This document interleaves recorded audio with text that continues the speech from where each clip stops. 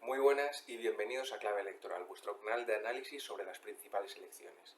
En este vídeo vamos a hablar sobre las elecciones europeas del próximo 9 de junio, centrándonos principalmente en lo que más cerca nos queda, que es España, pero también haciendo una pequeña revisión de lo que puede ocurrir a nivel europeo. ¡Empezamos!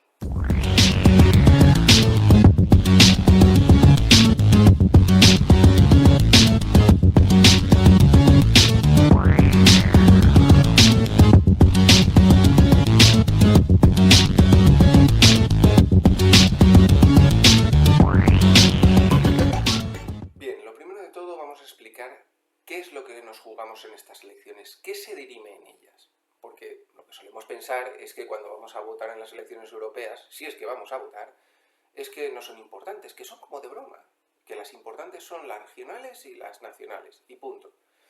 Pero la realidad es que no es así. La realidad es que es justamente todo lo contrario. ¿Por qué? Porque en Europa es donde se deciden las políticas importantes. Cuando un partido en España, que está en el gobierno, quiere hacer una política importante a nivel económico, a nivel social, a nivel laboral, tiene que mirar a Europa y ver si le dejan hacerlo.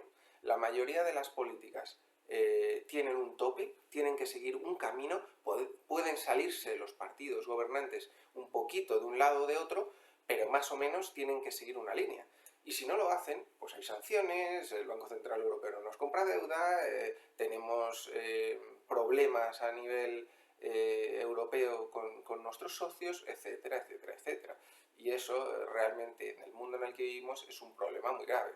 Entonces al final, por eso, no hay demasiada diferencia realmente entre lo que hace un partido como el PP o un partido como el PSOE en el poder. A nivel importante, ¿eh? Luego los temas de la superficie que nos hacen pensar que son los realmente importantes, luego sí que parece que hay muchas diferencias. Pero en lo profundo, en lo realmente relevante de las políticas, no hay prácticamente ninguna diferencia. Bueno, y a nivel práctico, estas elecciones se diferencian de otras, por ejemplo de las nacionales, en una cosa súper importante, y es que en España, bueno, y en cada país, hay circunscripción única.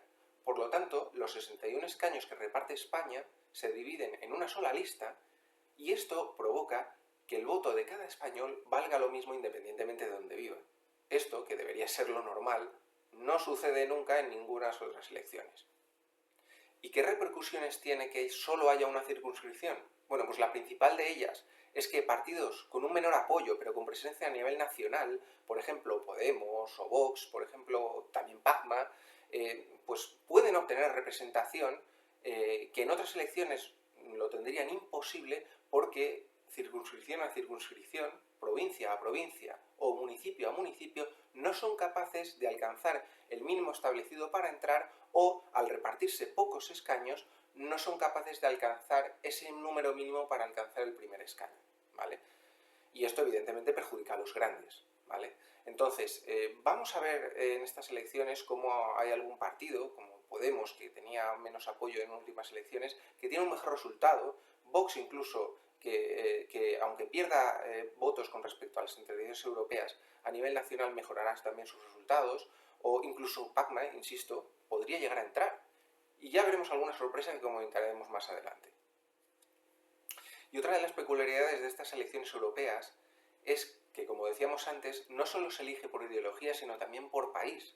Porque al final, una vez obtenidos los representantes, los partidos deben organizarse en bloques, pues por ejemplo, el bloque socialdemócrata o el bloque conservador o el bloque de ultraderechas o otros bloques minoritarios, y en función de eso, de las políticas similares que tengan dentro del mismo bloque, hacer las políticas en Europa que consideren oportunas. Y digo similares porque incluso con la misma ideología en países diferentes no tienen por qué tener los mismos objetivos. Llegados a este punto, también es importante señalar que las elecciones europeas son súper relevantes porque pensamos que una mayor integración de los países que componen la Unión Europea es fundamental para su supervivencia y para su progreso.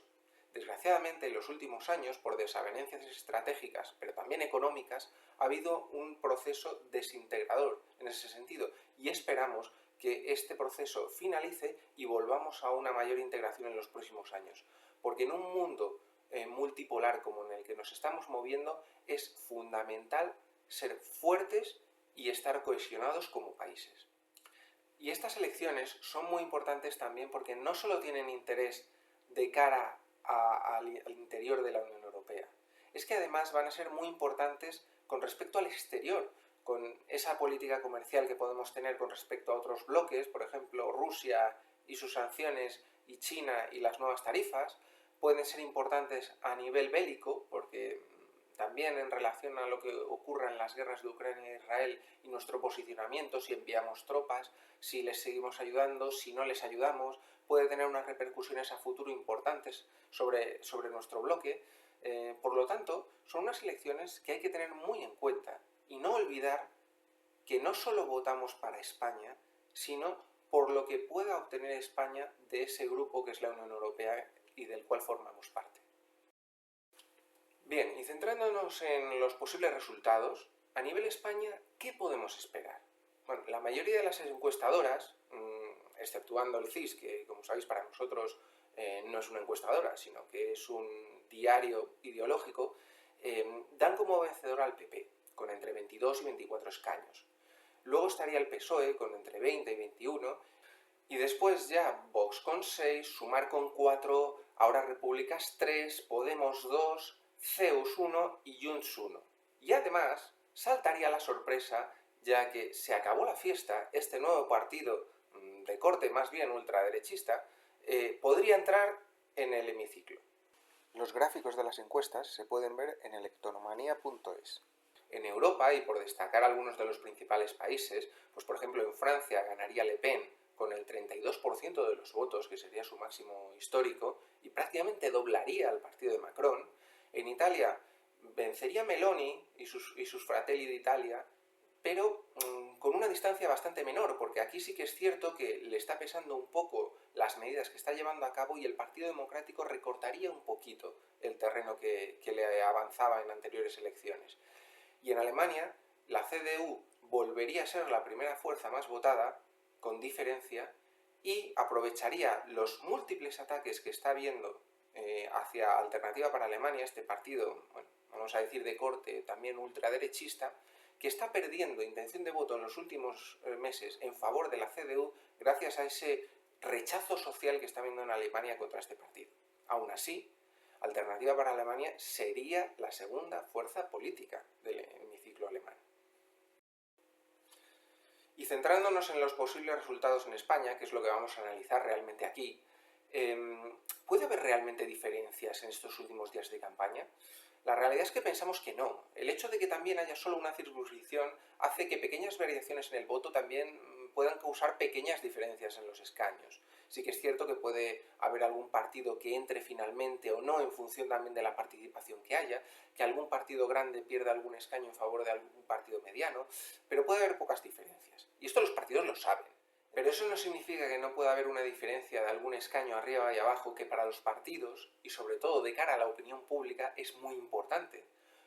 Por tanto, se están centrando mucho en intentar arrebatar esos últimos escaños a sus rivales. ¿A costa de qué? Bueno, pues podríamos estar pensando que están contrastando políticas, que están viendo cómo mejorar la vida de las personas. Lo cierto es que no. Lo cierto es que la realidad es que la diferencia, sobre todo entre los dos grandes partidos, es mínima. Realmente uno es un partido socialdemócrata de corte social más aperturista y el otro es un partido socialdemócrata de corte social más conservador tradicionalista. Y la mayoría de sus políticas son exactamente iguales. De hecho, como decimos, la mayoría de las políticas vienen impuestas desde Europa y prácticamente solo entre el 3 y el 5% del presupuesto anual tienen libertad para utilizarlo y para utilizarlo en las políticas que ellos quieren, con lo cual realmente es nada la diferencia. Entonces, ¿en qué se está centrando? Pues en atacarse personalmente. Pues yo me lanzo los trastos a un lado, el otro me los lanza a mí y bueno, y parece el otro muy malo y yo muy guapo y muy bueno. Pues bueno, ¿sabes? Desgraciadamente esta es la política que tenemos hoy en día y es lo que tenemos que intentar cambiar. Para eso también nace este canal, para intentar que entendamos mejor dónde está la política, cómo se vota, para intentar mejorar esos resultados y que ojalá en un futuro vengan mejores políticos, porque lo cierto es que no solo en España, sino a nivel mundial, la calidad política ha empeorado de manera muy, muy importante. Pero este cambio de paradigma en las formas y en el fondo de las políticas no se limita únicamente a España. Está ocurriendo en todos los países. Lo estamos viendo en declaraciones, en noticias, en políticas que se están llevando a cabo. Desgraciadamente, esta es la degeneración de la política europea. Esto es lo que debe cambiar, porque desgraciadamente lo que está produciéndose es que está emergiendo una nueva clase política que intenta decirnos que hay soluciones sencillas y externas a nosotros a problemas complejos y que requieren un ataque directo a las políticas para mejorar las condiciones futuras de la ciudadanía. Hoy en día no interesa decir, no, es que hay que apretarse el cinturón para que nuestros hijos tengan más. No, no, no. Hoy lo que interesa es decir, vamos a hacer esto o para mejorar que vivas mejor tú, o es culpa de Pepito que vivas peor tú y vamos a eliminarle. Esto es lo que se lleva hoy en día, desgraciadamente. Entonces, en esta marejada de situación, lo que ha emergido es la ultraderecha, que está creciendo de manera importante y que seguramente acabará ganando las elecciones. Lo que ocurre es que no tienen un bloque en sintonía y por lo tanto no va a haber un bloque de ultraderecha conformado, porque por ejemplo Meloni no se lleva bien con Le Pen y tampoco los húngaros tienen una animosidad demasiado grande hacia Le Pen. En fin, tenemos una divergencia de opiniones dentro de ese bloque que hace que lo más probable es que, aunque haya habido un giro a la derecha en la política europea, el Partido Conservador termine gobernando con el apoyo de partidos más tendentes a la ultraderecha, pero menos radicales. Por ejemplo, Fratelli d'Italia de Meloni. De conformarse un gobierno de estas características, lo más probable es que no cambiara demasiado la visión que tenemos ahora mismo. Pero sí que es cierto que seguramente tendríamos un gobierno más tendente al belicismo, tendríamos un gobierno más tendente a reducir el estado de bienestar, tendríamos un gobierno menos proclive a ciertas ayudas a la inmigración, vamos a decirlo de esta manera, y tendríamos por lo tanto un gobierno más autárquico y más proteccionista. Y nos queda lo más importante, la porra de clave electoral, centrándonos, como es obvio, en la parte española. Nosotros pensamos que el PP va a conseguir 24 escaños, el PSOE 20, Vox 6, Sumar 4, ahora Repúblicas y Podemos 2, CEUS y Junts 1 y entraría también con un escaño. Se acabó la fiesta. Sorprendente entrada, pero pensamos que puede darse, viendo el número de seguidores que tiene. Y nos despedimos, no sin comentaros que en los próximos vídeos tendremos mucho de qué hablar, porque aparte del resultado de estas elecciones europeas del 9 de junio, tendremos las elecciones británicas del 4 de julio, que se presentan muy interesantes. Nigel Farage finalmente va a ser candidato de Reform UK, tenemos que hablar mucho de Trump y de las elecciones estadounidenses, en fin, tenemos mucho de lo que hablar en próximos vídeos. Os esperamos, recordad, dadle al like, poned vuestros comentarios y suscribíos para estar informados siempre. Un abrazo y hasta la próxima.